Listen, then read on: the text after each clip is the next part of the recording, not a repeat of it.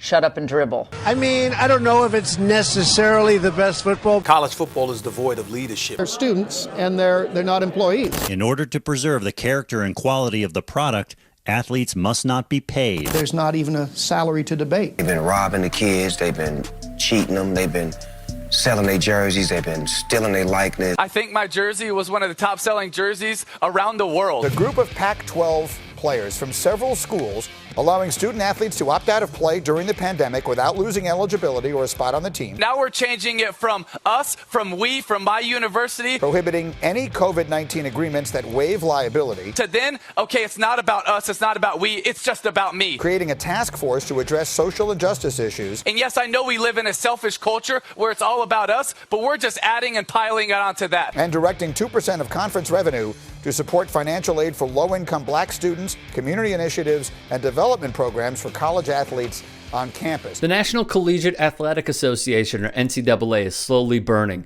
and we are seeing the handsomely paid leaders of this institution trying to protect their assets at all costs. The decay is happening in real time, with the long-standing fight of athlete empowerment gaining traction. However, with coronavirus deaths continuing to mount, realistic questions loom. First, will there be a college football season? And second, what protection do the players have? Well, because of lawmakers' lack of action in combating the virus, the athletes took matters into their own hands. The We Are United campaign was launched, a player activist group with a list of demands, and now they face backlash from schools. Take Cassidy Wood, for example. A redshirt sophomore wideout, Woods was diagnosed with sickle cell and told his coach via phone he was opting out. "I've got nothing wrong with that," Coach Rolovich replied to him. Then he asked Woods a question. Was he joining the Pac-12 Conference Unity Group? "Yes, sir," Woods said. "Well," the coach said, "that would be a problem." Woods was told to clean out his locker. Same went for another player,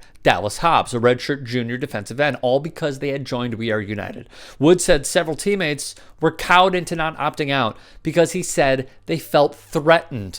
In the SEC, a virtual call was held between conference leaders, players, and medical personnel. When one player asked, "For so much unknown in the air right now, is it worth having a football season without certainty?" SEC Commissioner Greg Sankey, who made $2.5 million in 2018, responded with a BS, "Allow me to attempt a philosophical response without saying these 4 words, shut up in football." Mississippi linebacker Momo Sanogo brought up a very real problem. Why bring students back to campus and keep class sizes relatively large when my peers will be going to bars?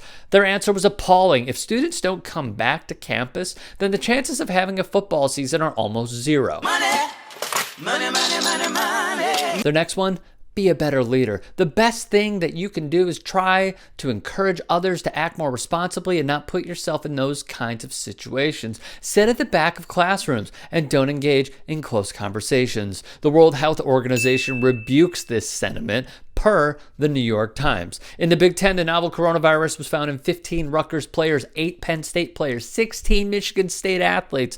Thus, players are demanding to have their voices heard. The number one thing we talk about that players have at their disposal, maybe the only thing that they have at their disposal when it comes to really exercising leverage, is withholding their services. That's what they have in their back pocket at all times. We believe a football season under these conditions would be reckless and put us at needless risk, they wrote. Recently, UConn admitted the price is too steep for its players and shut down the season. Idaho's football players do not want to play this year. Per Sports Illustrated, there is no better example of NCAA sports' racial exploitation than colleges marching their football players into the COVID-19 pandemic without the enforcement of any health and safety standards in pursuit of football revenue that players themselves will never see, said Ramoga Huma, executive director of the would-be college athlete union, the National College Players Association.